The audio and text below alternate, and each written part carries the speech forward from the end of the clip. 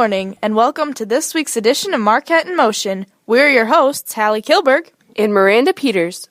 It's another exciting show for you today. Miranda and I will be starting it off by telling you how Marquette has been taking part in some life-saving events lately. Then, kindergartner Hudson Stickrod will be here to tell us all about how the kindergartners have been learning about saving their money. Then we'll be informing you on the spooky party that was held for middle schoolers last night. Jeb and Garrett will be here to let us know whether state appearances are in the future for our cross-country and volleyball teams. Molly and Maura will be interviewing our school librarian, Gloria Petish. And then Hallie and I will be looking ahead to next week. Last week was a very lively week at Marquette, as there seemed to be a focus of saving lives.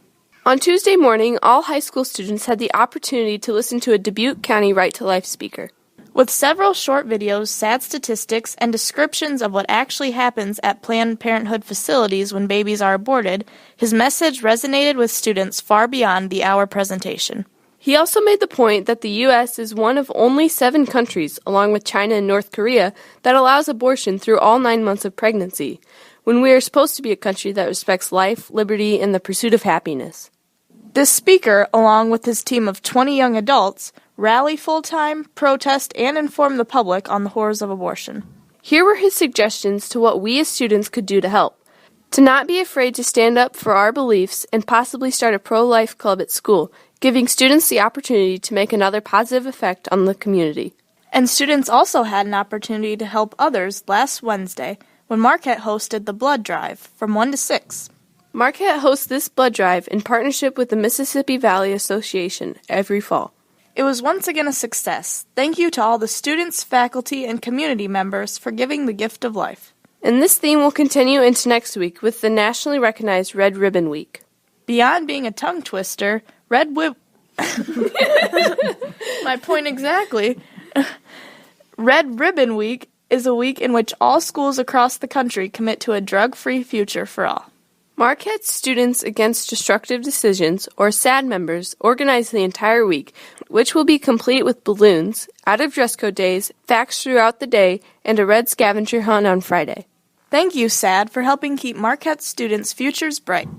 And speaking of bright futures, after the break, kindergartner Hudson Stickrod will be here to tell us all about how young students at Marquette are learning all about financial literacy. Stay with us. We'll be right back. Welcome back to Marquette in Motion. As all teachers know, most students, especially the youngest ones, like to stay in motion with hands-on activities, movement, and songs. Kindergartner Hudson Stickrod and his friends know all about the importance of staying in motion. Hudson is here now to tell us about how he and his classmates are learning about financial literacy in a hands-on, fun way. The kindergartners have been learning about what a bank does and how saving money in a bank even earns you more money. Last week, the kindergartners each got a baggie that had a real penny, nickel, dime, and quarter inside of it. Each day, the kids got to decide if they wanted to keep the money in the bank to earn interest, or if they wanted to take the money out of the bank to spend it in the store, even though they will risk losing it. A lot of kindergartners decided to keep the money in the bank to earn a lot of interest. We also visited Fidelity Bank last week, and Mrs. Kilburn taught us a song. Are you ready, guys? Yeah! My sweetie knows a song. It's really kind of funny. It's all about coins and learning to count money. You know a penny means 1 and a nickel means 5. Dimes are worth 10 and quarters 25. 5 pennies in a nickel, 2 nickels in a dime. 5 nickels in a quarter, you'll know it every time. So teach your sweetie a song that's really kind of funny. It's all about coins and learning to count money. Thank you, Hudson. Well, Hallie, no middle schooler needed to empty their piggy bank to attend last night's Halloween dance. Last night, Marquette's PTO hosted a Halloween dance exclusively for Marquette's 6th, 7th, and 8th graders. This event was held at Long's Barn, which is located north of Bellevue. Students arrived in costume and found the barn completely decorated for the evening of fright.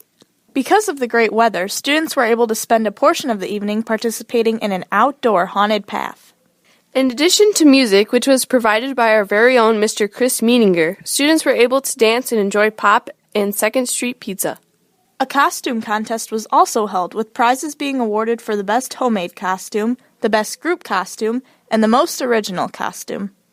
The party started at 7 p.m. and lasted approximately 2 hours. Thank you to our PTO for providing this opportunity for our middle school students. And here now are Jem and Garrett to talk more about opportunities, this time for Marquette athletes. Thanks, Hallie. This past week has been yet another astounding week for the Marquette sports teams. But before this week, we have some unfinished business with some of the last week's cross-country results. On Thursday, October 12th, the cross-country teams traveled to North Lynn for their conference meet. Amid stiff competition, the girls' team was able to come away with their 6th first-place team finish this year, winning the Tri-Rivers Conference meet. Their team was led by Hallie Kilberg, who placed second individually. Other medalists included Annika Frank, Ashley Koos, and Macy Kramer, who came in 5th, 6th, and 7th.